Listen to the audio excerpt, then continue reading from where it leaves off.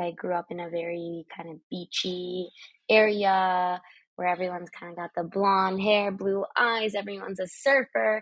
And then there's me, this little like chubby Persian girl with crazy curly hair. But then as I got older, my kind of lens, you know, shifted more into that.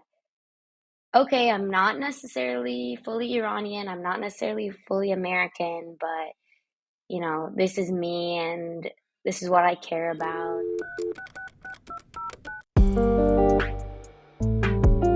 You're listening to Calling Others.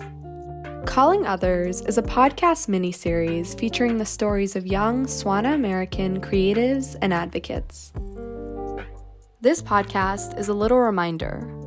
Our personal stories matter. They have more power over politics than we realize. I'm your host, Nesta Ranfar, and this episode's guest is Julia Elihu. As an up-and-coming Iranian-American / Jewish writer, director, and producer based in Los Angeles, California, Julia has created films that have a deeply personal foundation. She can explain these a little better than I can. So Winter of '79 is a short film about an Iranian Jewish family escaping Iran during the revolution, and it's heavily based on my own family's experiences escaping during the revolution. Yasamin is a portrait film about a young girl who has just moved from Iran to the United States amidst the hostage crisis. And that is very inspired by my mom's story growing up and my own story growing up. In this episode, we talk through Julia's films and the real-life moments and ideas that inspired them. From her family's persecution in Iran and their experiences with discrimination in the US, to Julia's everyday tensions with generational divides, mental health stigmas, and beauty standards, and more. Here's our conversation in today's episode. I've always thought of myself as a creative person and artistic person, and I've always known that I've wanted to do some sort of creative job as my career path. And then I kind of fell into film in high school and fell in love with it. But, I only decided, okay, I want to do film as a career since it is such a difficult career path to be a part of. I said, I only really want to do this if I feel like I'm telling stories that are meaningful, stories that are unique, stories that haven't been told before. So especially with a lot of my narrative work, those stories started with my family's stories and their stories like leaving Iran and our experiences being Iranian-American and, moving to America and my experiences, as a young Persian girl growing up in San Diego. So that's a lot of the inspiration for my earlier work and some of my current work. And yeah, in the future, I'm just hoping to keep telling those stories that haven't been told before. That's so exciting. I feel like that's such an important line of work, just really being able to dig into those personal stories that maybe other people haven't quite explored yet, especially those, that come from your personal background and a very political background as well, considering our status in the US. I want to start by just asking you what personal stories have driven the work that you do. Maybe we could focus on Winter of '79 and your film about Yassi and kind of start from there and see where we can go. Totally, totally. So with Winter of '79, this was actually my thesis film at Chapman, and for that film, it was kind of like the culmination of all the things I had learned in my however many years of filmmaking. I started, when I was around 17 years old. And so when I really got to that level of creating my thesis, I wanted to tell that big story and that impactful story that really defined my family and our experience. So that started with my great uncle Habib's story. And Habib was a very, very well-known businessman and leader of the Jewish people in Iran. And he unfortunately was the first Jew executed during the revolution and also one of the first civilians executed during the revolution. And his death really sent ripples not only in the Iranian Jewish community, but it sent ripples in the world community.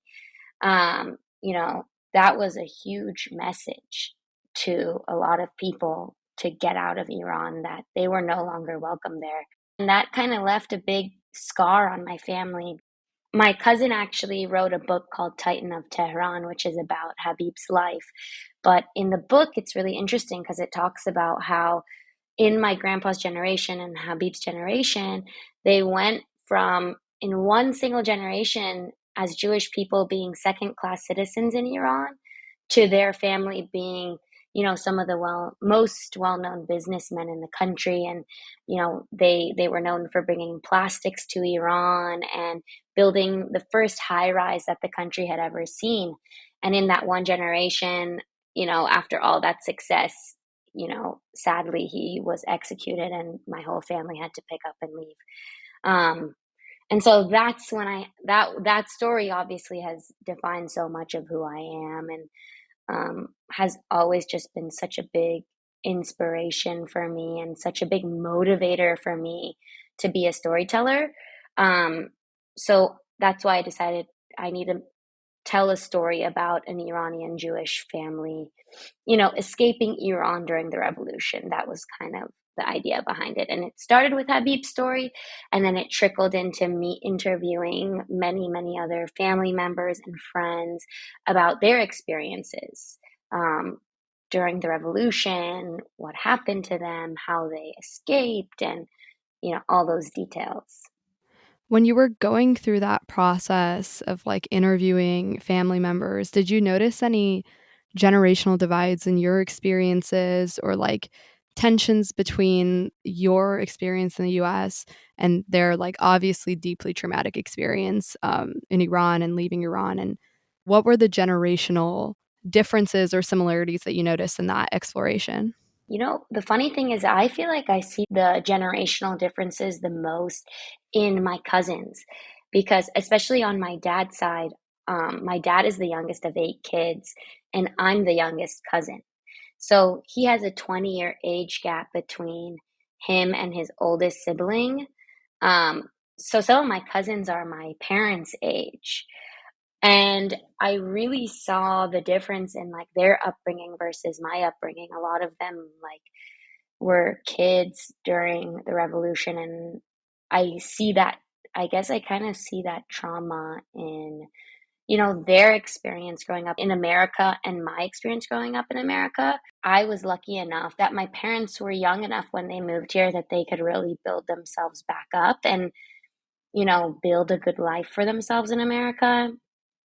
And because of that, like, I'm lucky enough to sit here and be able to pursue a career like film and tell stories.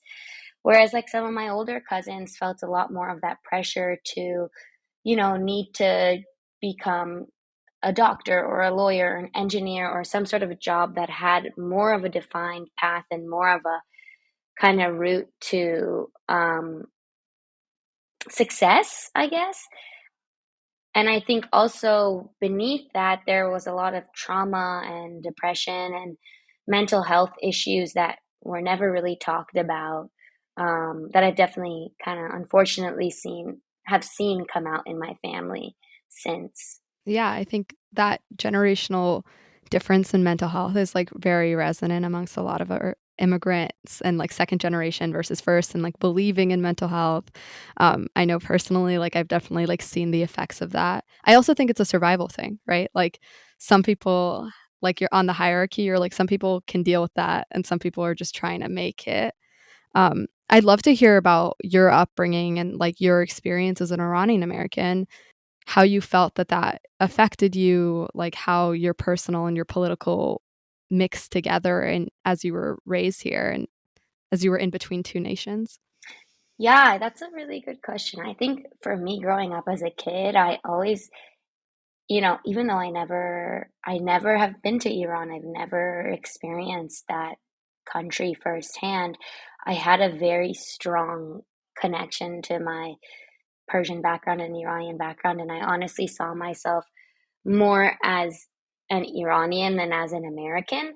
I think too, just because I I looked different than everyone else in my class. Like I grew up in a very kind of beachy area where everyone's kind of got the blonde hair, blue eyes, everyone's a surfer.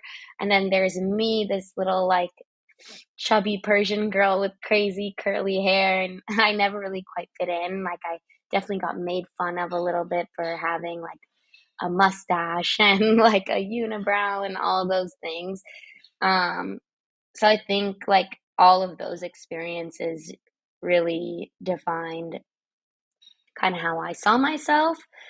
Um, but then as I got older, as we all get older, you slowly find your place and you find your people and, find those arenas where you thrive. And for me, that really happened in high school. Um, so I think my kind of lens, you know, shifted more into that. Okay, I'm not necessarily fully Iranian, I'm not necessarily fully American, but this is me and this is what I care about. And, that's always evolving and changing with time. But I feel like as I've gotten older and I've found people that I resonate with, I've kind of come to be more comfortable with who I am and my identity. I really want to dig into a part of what you were talking about in terms of, you know, the politicization of beauty. You talked about, being made fun of for having a mustache or like for having a unibrow. I think that's a very common experience. At least it's one that I had growing up. Um, so I'd love to just like dig into how you've seen that play out, and particularly in your film, Yasamin, and how you explored like the politicization of beauty standards. Yeah, definitely, especially in elementary school. I got picked on for sure for the way that I looked, and I looked different, and I was very embarrassed of, yeah, having a mustache. I actually got made fun of for having a mustache. In in Yasamin, there's a scene where she's in PE class and a kid like makes fun of her unibrow, and then her PE teacher gets mad at her, and she goes and like sits in the bathroom by herself, and that scene in the movie is fully just verbatim, almost like what happened to me in elementary school. Some kid, I was counting for some game we were playing in PE, and this kid looked at me and told me I had a mustache, and I started crying. I was a very sensitive little kid. I started crying, and my PE teacher got mad at me. She's like, "I gave you a job. Like, why are you crying?" And that night, like I told my mom, and she's like, "Okay, let's bleach your mustache." And she got all the like materials out, and I just like it's such a now looking back on it, funny memory, but in the moment, it obviously was a really hurtful moment. So definitely something that I needed to include in the film, and there's definitely a lot of little nuggets from Yas Amin that are inspired by real things that happened to me or real things that happened to my mom too. Yeah, let's talk about your mom and those experiences. What stories of hers were embedded in that film, and why'd you choose those? So my mom moved to the States when she was 11. And so and she was on vacation with her family, and then the revolution broke out, and they just could never go home. So they stayed in LA. When my mom first moved to the States, there was so much in the news about what was going on in Iran, and the hostage crisis was happening where they took a bunch of Americans hostage. So she was being bullied for being an Iranian because, kids on the news were saying, oh, Iranians are taking Americans hostage. So their first thought was, we hate Iranians, unfortunately for my mom. But the thing those kids didn't realize was that my mom was running away from that exact thing that was going on there, the new government and the all the chaos that was happening. So they didn't realize she was also a victim of all of that. And so some specific scenes in the movie that are inspired by her experience are the ending when her and her cousin are walking through the bus, and the kids are throwing like shaving cream and papers at them, yelling at them to go home. that's really something that happened to my mom and her friend in middle school. You know, a group of kids threw papers at them and sprayed them with shaving cream and yelled at them to go home. Oh, and then another kind of moment soundbite that's inspired by something my mom told me was when Yossi confides in her cousin and she says, you know, are my eyebrows lucky? And then her cousin hears about the kids telling her to go home and this and that. Um, and the line that her cousin says, which is, don't worry, those people are just ignorant. When I first moved here, people used to ask me if I ride camels. So that was something that like my mom always shared with me too, was she didn't hold, despite all the bullying and stuff that happened to them, she didn't hold resentment against those kids because she knew that it was ignorance. They didn't know any better. They didn't understand the situation at hand. And yeah, and so I thought that was really interesting, and a whole reason why we tell these stories is to kind of open up people's minds. And I think too the humor of the short film Yasamin and the lightness of it is a quality I personally am really happy about with that short, because it pokes fun at these little like ignorant moments and the politics and this and that. I think what you said about that empathy that your mom was able to show is really beautiful, especially considering, she was like probably extremely traumatized from her experiences and then was facing that again in a different way.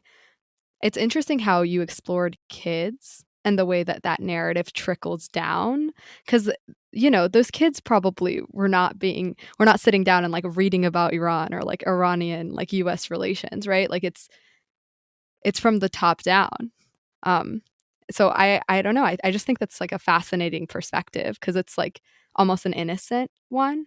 Yeah, totally. I think a lot of my earlier work, especially, I have a lot of like child actors and it focuses on like childhood and stuff, because I do kind of love using that more innocent perspective to tell a more heavy story. I think it's a really effective way to talk about those things honestly.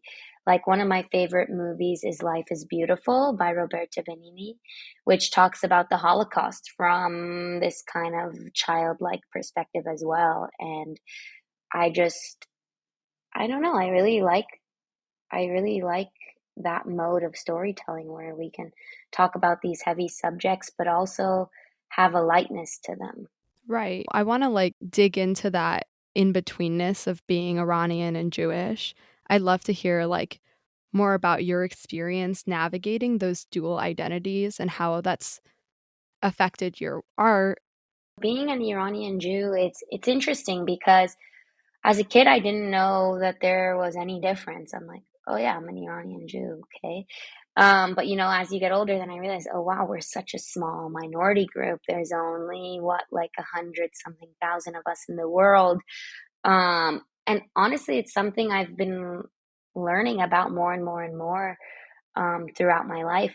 I think it's beautiful. I think the Iranian culture is so beautiful because there are so many different like ways to be an Iranian, no matter what, if you're Jewish or Muslim or Baha'i or Zoroastrian or Christian or atheist, like there's always this commonality of being an Iranian and, you know, caring about those Iranian things like Rumi poetry and, the Persian New Year and, all those things. So I think, like, on a human level, that's the beauty of being an Iranian. I see it as one thing, honestly. I don't see it as two separate things, being an Iranian and then being a Jew. Like it's one thing. We are Mizrahi Jews.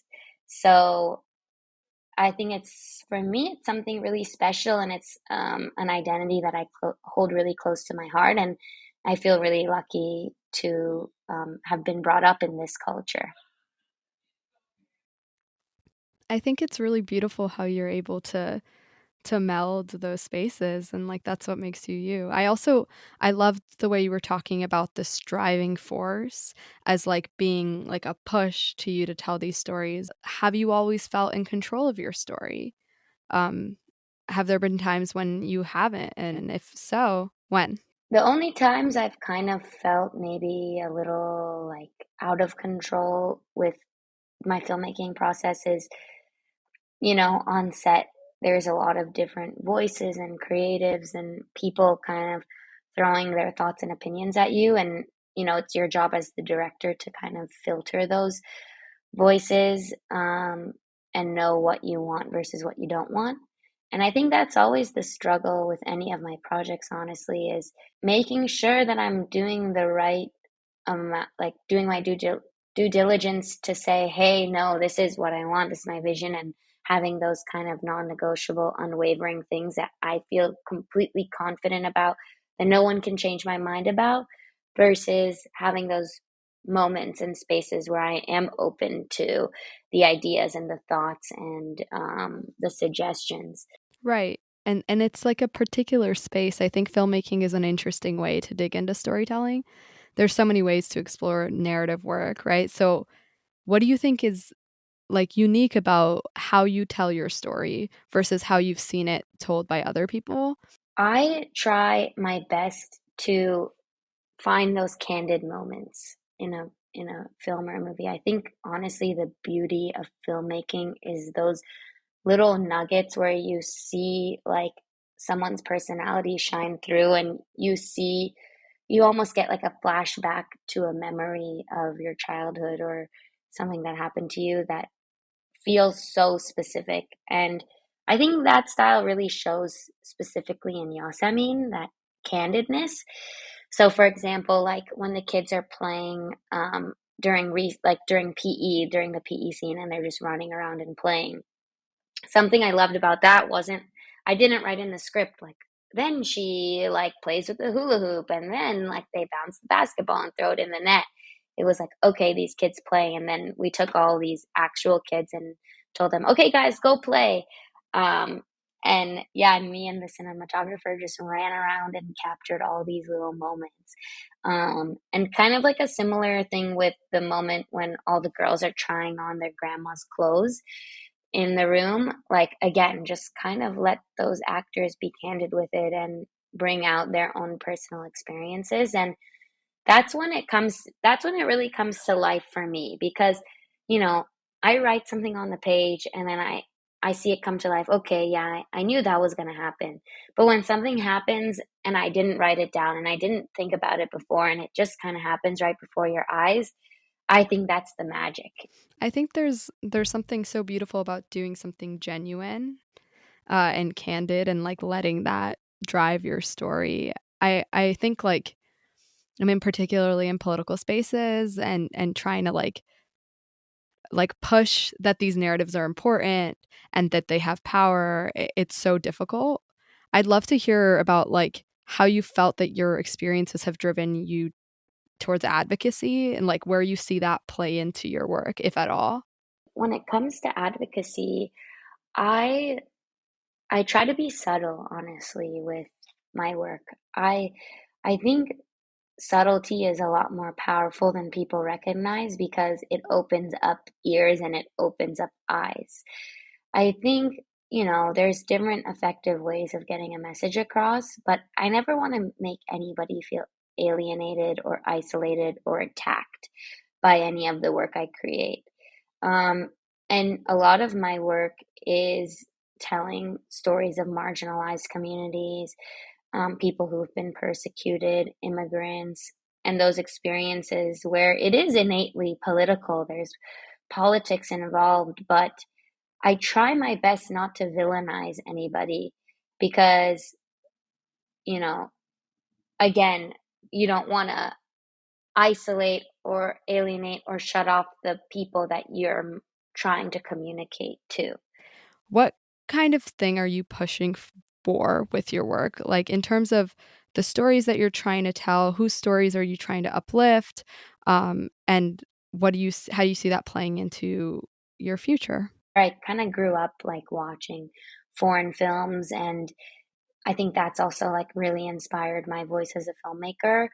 Um, so I love different languages, I love different cultures. So really in the future, I hope to just keep diving into different cultures and different stories and different narratives. And um, really finding, like, digging into those stories that are centered in real life. Like, I love memoirs. I love just, I feel like you can't make up the crazy things that happen to people. Um, and so that's really what I want to keep doing, is just diving into those real life stories from different corners of the world and sharing things with people that they would have never known otherwise. Do you think that there's like particular stories that are missing right now, um, from your world, from our world, just like from like the political environment, the world in the US, like just there's so many layers to it.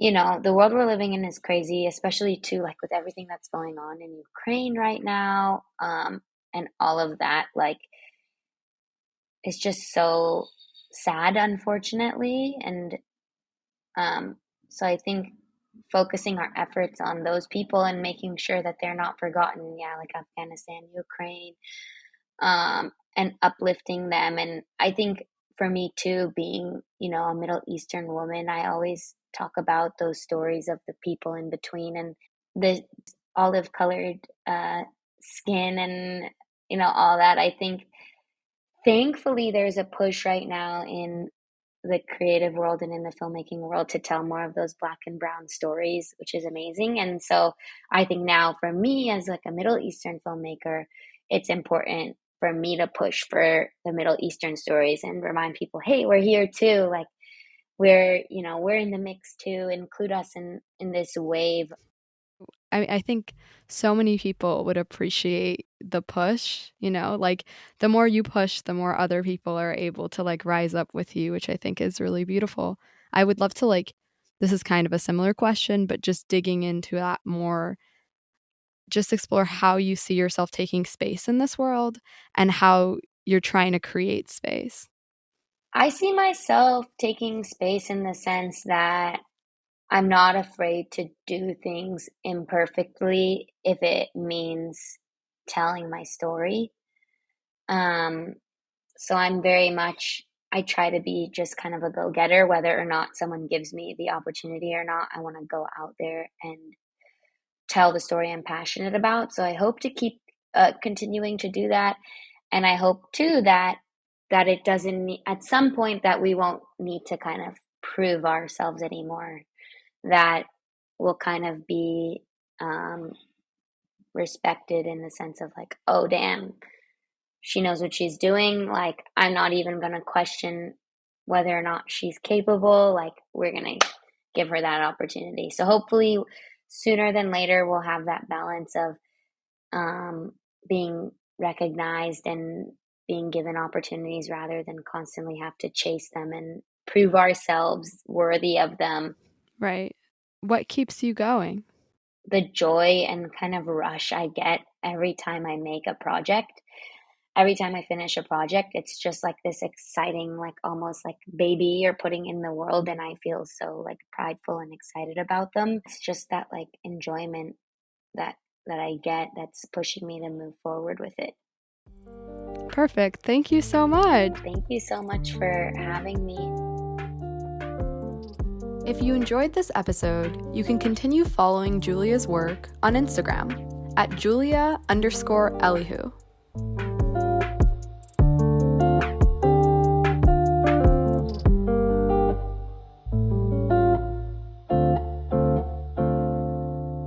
Thank you for listening. You can find Calling Others on major podcast platforms or on Win Without War's website. The music found in this episode is from Storyblocks, and this episode was produced and edited by me, Nasta and Thad, and Natalie Bettendorf. See you next time.